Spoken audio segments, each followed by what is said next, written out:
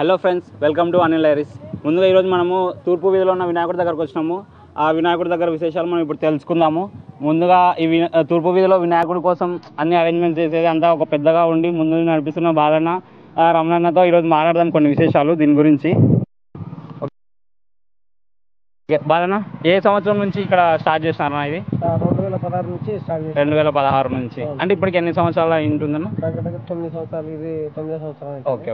9 సంవత్సరాల నుంచి కంటిన్యూస్గా ఇప్పటి వరకు అసలు ఏం ఆపకుండా సెలబ్రేషన్ జరుగుతూనే ఉన్నాయి ఫ్రెండ్స్. ఓకే, ఇక్కడ రోజు వినాయక చవితి, తర్వాత 3వ రోజు నిమజ్జనం జరుగుతుంది. ఈ 3 రోజుల వరకు కూడా మీరు కంటిన్యూస్గా ఏమేమి సెలబ్రేషన్ చేస్తారు, ఏమేమి జరుగుతాయి ఒకసారి చెప్తారా మా ఆడియన్స్కి? ఫస్ట్ రోజు పూజకు అందరూ పూజకు వచ్చి నైవేద్యాలు ప్రసాదిస్తారు ఉదయం. అలాగే సాయంత్రం పూట అట్నే పూజ జరుగుతుంది, నైవేద్యాలు జరుగుతాయి. కొంతమంది ప్రవక్తలతో ప్రవచనాలు చెప్పిస్తాం. తర్వాత భజన కార్యక్రమం, భజన బృందాలు భజన చేస్తాం. మళ్ళీ నెక్స్ట్ రోజు పొద్దున పూజ జరుగుతుంది. రాత్రికి ఆటల పోటీలు, ముగ్గుల పోటీలు, కొట్టడం వగైరాలు చాలా ఆటలు, పిల్లలకు తాడాటలు,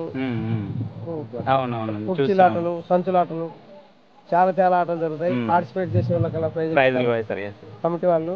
నేను ఒక్కరిని పెద్ద కాదు, చాలా మంది ఉన్నారు, 100 మంది ఉన్నారు. అందరూ పెద్దనే. 1వ నెంబర్ నుంచి 100వ నెంబర్ వరకు అందరూ పెద్దలే. ఏం లేదు, దగ్గర లేదు, అందరూ సమానమే. తూర్పు విశేషం ఏంటంటే ఒకరికొకరు సహకరించినట్టు ఎక్కడ సహకరించారు. Okay, super. అది మేము చిన్నప్పటి నుంచి చూస్తూనే ఉన్నాం. మన వీధిలో అందరూ అట్లే కలిసిపోయి చేస్తారు. మీరు ఉన్నప్పటి నుంచి 9 సంవత్సరాలు 1వ నెంబర్ నుంచి 100వ నెంబర్ వరకు ఎవరు చెప్పినా, ఎవరు మాట నా వయసు ఇదే, నేను పిల్లోడు చెప్తే నేను ఎందుకు వినాలా అనే మనిషి లేడు. పిల్లోడు చెప్తే పెద్దోడు వింటాడు, పెద్దోడు చెప్తే పిల్లోడు వింటాడు. అట్లా అందరూ సహకరిస్తారు. అది కాక ఇక్కడ తాగి ఎగరడం, డీజేలు, మంద అలవాట్లు ఇట్లాంటివి ఏం లేవు. అన్ని శాస్త్రోక్తంగా జరుగుతాయి. భజన కార్యక్రమం కావచ్చు, మంగళ వాయిద్యాలు కావచ్చు. ఉదయం మంగళ వాయిద్యాలు జరుగుతాయి, శాస్త్రోక్తంగానే మొత్తం జరుగుతాయి. చిరంజీవి సారితే ప్రవచనాలు చెప్తాం, ఇంకా ఎవరన్నా వస్తే వాళ్ళని చెప్తాం. హార్మోనిస్టులకు, భజన చేసే బృందాలకు వీళ్ళకి సన్మానాలు జరుగుతుంటాయి. ఇట్లా అన్ని బాగా జరుగుతాయి. రమణ, మీరేమని చెప్తారా దీని గురించి? ఏం లేదు, మాకు వచ్చి వీళ్ళు పోలీసులు కూడా బాగుంది, చాలా పెద్ద విగ్రహం తీశారు. అంటే ఇప్పుడు మామూలుగా ఎన్నో సంవత్సరాల నుంచి మీరు చేస్తూనే ఉన్నారు కదా, అంటే చందాలు ఎట్లా వస్తున్నాయి, మీరు డబ్బులను ఎట్లా చేయగలుగుతున్నారు, ఖర్చులు ఎట్లా వస్తాయి?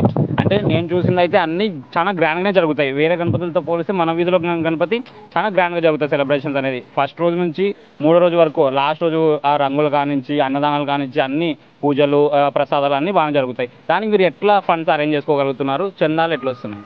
చందాలంటే శక్తి కొద్ది ఒకరు 100 ఇవ్వచ్చు, ఒకరు 10,000 ఇవ్వచ్చు, ఒకరు 500 ఇవ్వచ్చు.